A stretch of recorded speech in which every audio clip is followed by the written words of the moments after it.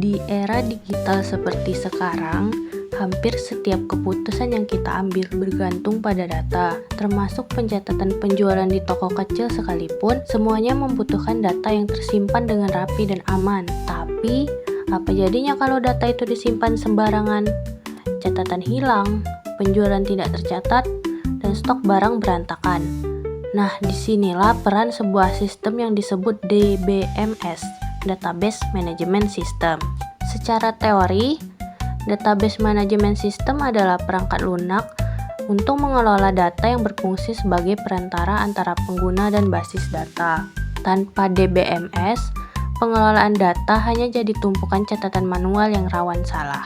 Pada video ini, saya Maharani Aurazetti dengan NIM 11024-11036 kelas Teknologi Informasi B dalam mata kuliah Pengantar Basis Data akan menjelaskan bagaimana peranan DBMS terhadap pembuatan basis data dalam studi kasus yang saya angkat. Studi kasus yang saya angkat adalah pembuatan sistem basis data pada toko tari. Toko tari merupakan salah satu toko kelontong yang ada di Desa Balun Ijuk. Toko tari sebelumnya beroperasi di Pangkal Balam kurang lebih 10 tahun.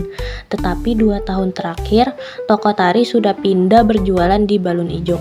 Sebagai toko kelontong, toko tari menyediakan banyak sekali keperluan yang dibutuhkan oleh anak kos yang ada di sekitar Balun Ijuk.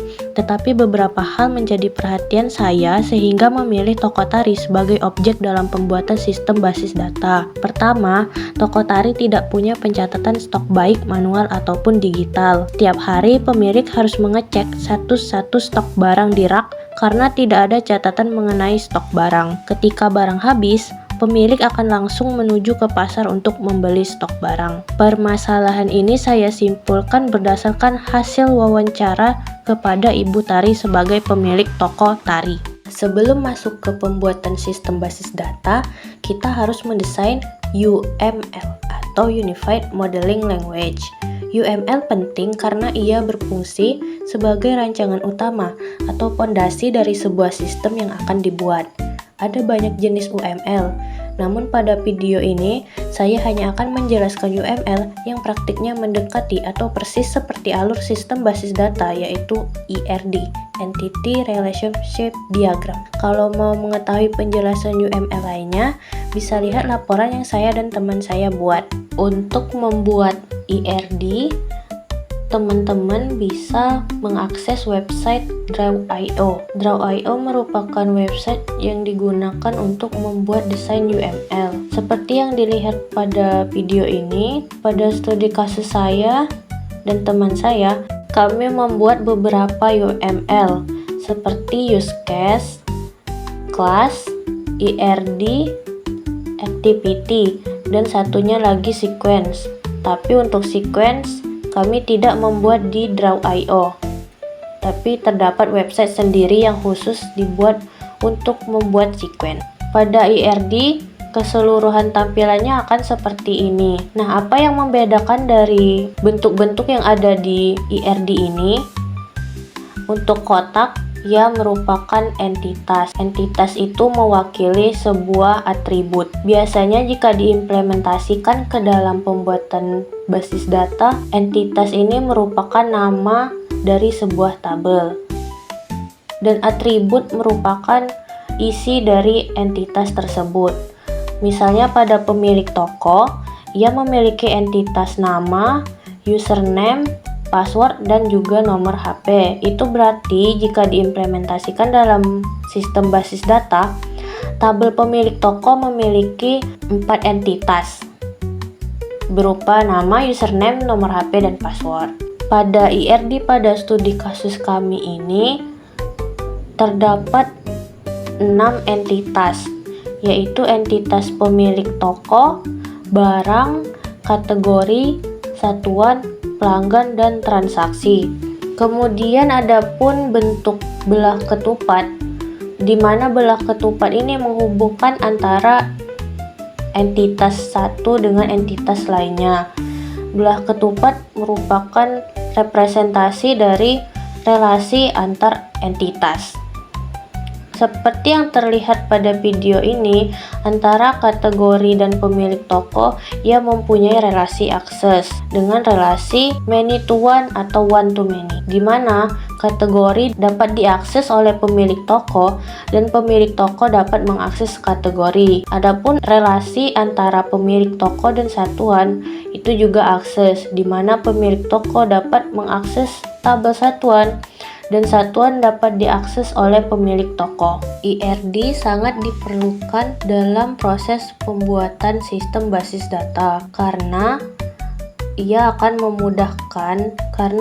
akan memudahkan kita selama proses pembuatan basis data. Jika sudah membuat IRD, maka kita tidak akan bingung lagi ketika ingin mengisi data dalam pembuatan sistem basis data, karena alurnya sudah dijelaskan dalam UML IRD ini. Langkah awal yang harus dilakukan adalah membuka software exam, lalu klik start pada bagian Apache dan MySQL. Jika sudah hijau itu berarti portnya sudah hidup.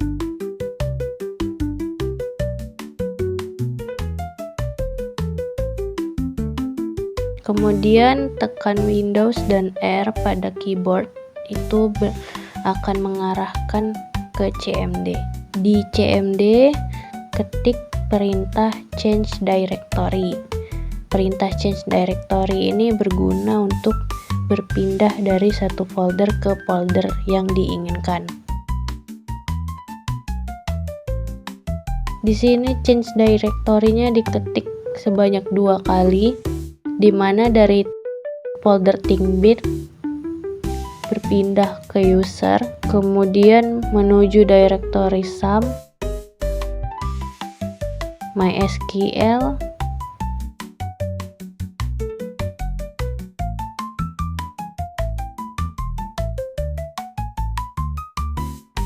dan ke bin. Kemudian setelah ke bin, ketik MySQL min-u-root. Jika berhasil, tampilannya akan seperti di video ini. Itu artinya kita sudah berhasil masuk ke dalam database MariaDB. Untuk membuat database, ketik perintah create database, kemudian nama database yang ingin dibuat. Di sini nama database yang akan dibuat adalah Tokotari. Bisa dilihat ketika mengetikkan perintah show database, database Tokotari sudah muncul. Setelah membuat nama database, langkah selanjutnya adalah membuat tabel.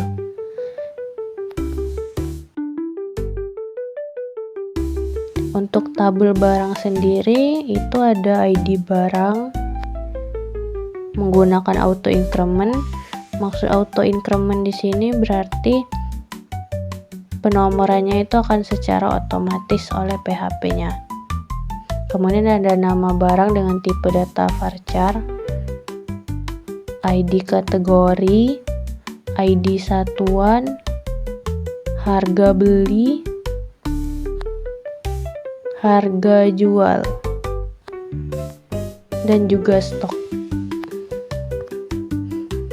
Begitu juga dengan tabel lainnya, pembuatannya sama seperti pembuatan pada tabel barang.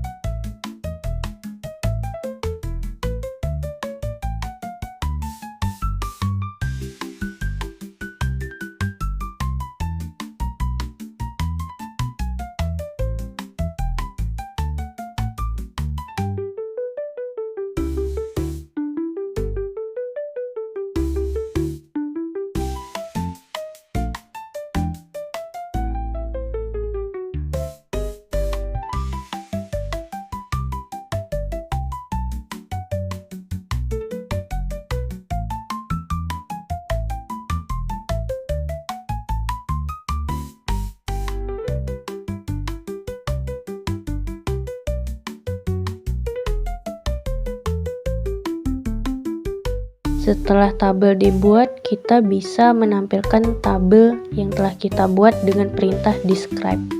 Kemudian nama tabel yang ingin ditampilkan.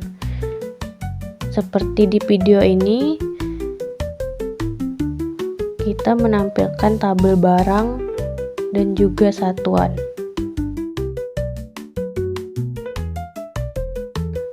Jika tabel sudah ada, langkah selanjutnya adalah menambahkan record ke dalam tabel. Record di sini maksudnya isi data ke dalam tabel. Di sini kita akan mengisi data pada tabel barang.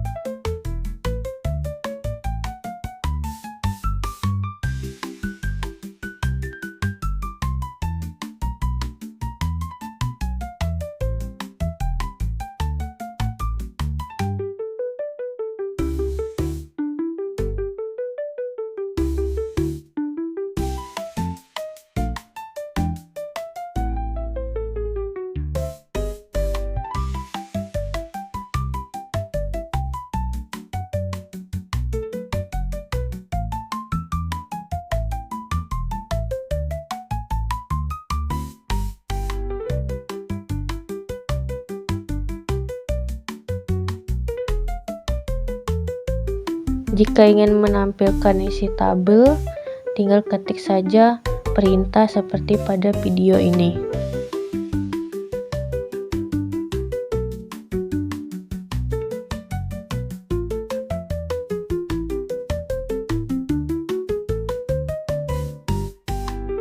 Untuk mengakses PHP, tekan tombol admin pada port MySQL yang ada di SAM. Setelah ditekan, kita akan langsung menuju ke lokal server PHP MyAdmin. Di sini dapat dilihat database toko tari yang kita buat melalui CMD itu sudah ada. Ketika ditekan, sudah ada tabel barang, kategori, pelanggan, pemilik toko, satuan, dan transaksi, persis seperti data yang kita masukkan melalui CMD sebelumnya. Ini kan datanya masih sedikit. Nah, bagaimana cara menambahkan data? Kalian tinggal tekan opsi SQL. Nah, di SQL ini kita bisa mengetikkan query untuk menambahkan data pada tabel yang diinginkan. Mirip-mirip seperti CMD, tapi ini melalui PHP MyAdmin. Kurang lebih seperti ini query-nya. Di sini saya akan menambahkan data pada tabel barang. Setelah dirasa sesuai, tinggal tekan kirim. Jika berhasil, tampilannya akan hijau seperti di video ini. Ketika kita cek,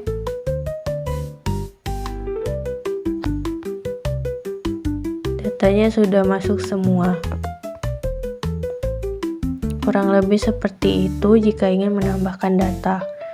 Berlaku untuk tabel lainnya juga. Tapi kalau jika ingin menambahkan satu-satu atau secara manual, kalian bisa pergi ke opsi tambahkan. Di situ kita bisa mengetikkan satu-satu data yang ingin dimasukkan.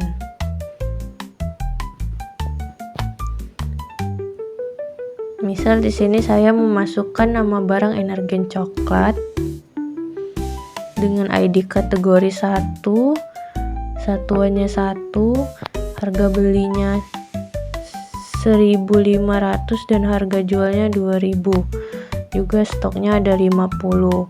Tekan kirim dan berhasil. Coba kita periksa apakah sudah ada data Energen coklatnya. Bisa dilihat data Energen coklatnya berhasil masuk ke tabel barang.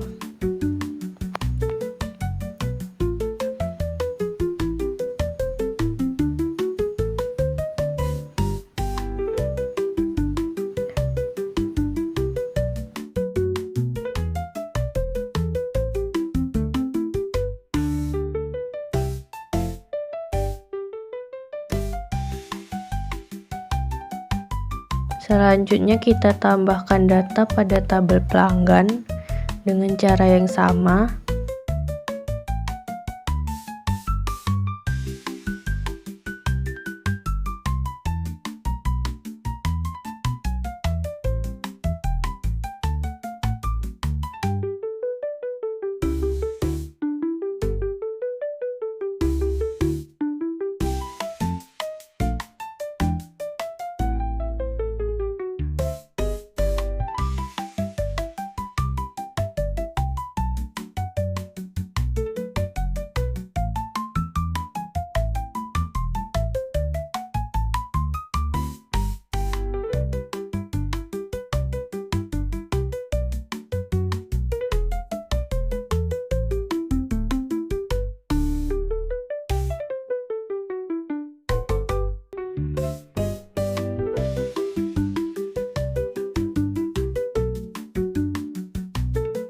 Kemudian selanjutnya itu ada membuat relasi antar tabel.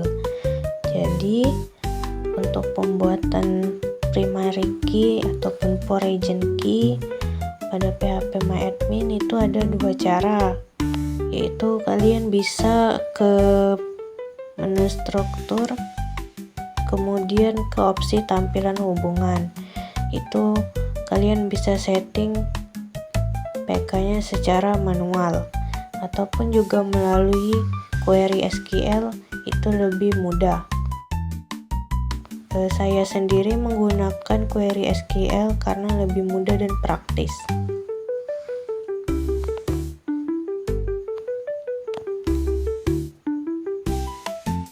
Di sini kita akan membuat relasi antara tabel barang dan tabel satuan serta tabel kategori, di mana tabel satuan dan kategori itu posisinya sebagai FK di tabel barang.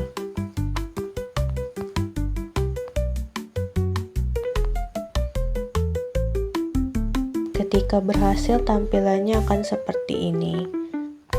Begitu juga dengan tabel transaksi, kita akan membuat relasi antar tabel transaksi dan tabel pelanggan, di mana ID pelanggan menjadi FK di tabel transaksi.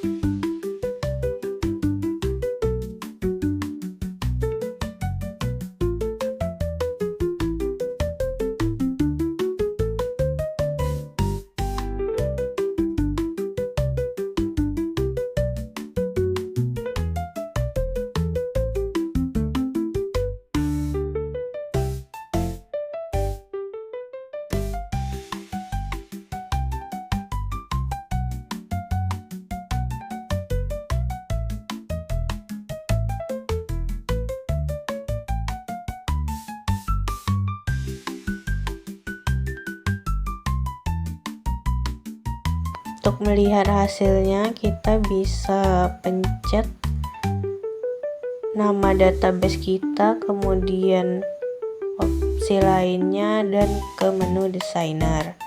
Di situ ada gambaran bagaimana struktur relasi database yang kita buat.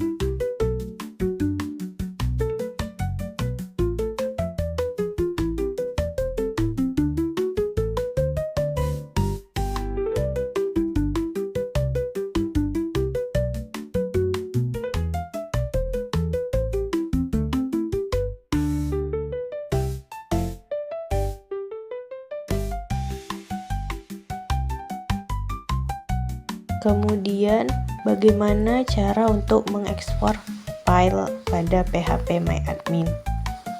Kalian hanya perlu ke menu ekspor, kemudian pilih format database yang ingin kalian ekspor.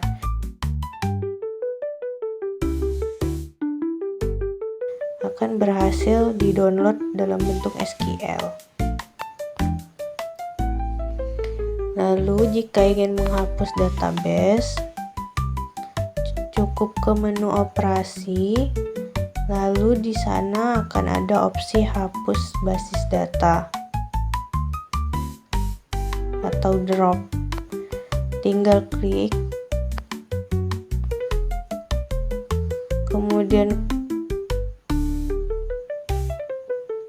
klik OK, maka database yang telah dibuat sebelumnya akan terhapus. Tetapi tenang saja, kita bisa mengembalikan database tersebut karena kita telah melakukan ekspor sebelumnya. Nah, proses pengembalian data ataupun memasukkan data kembali ini disebut dengan import. Untuk import, cukup pergi ke menu import. Tapi sebelumnya kalian harus sudah membuat nama database yang sama dengan nama database sebelumnya.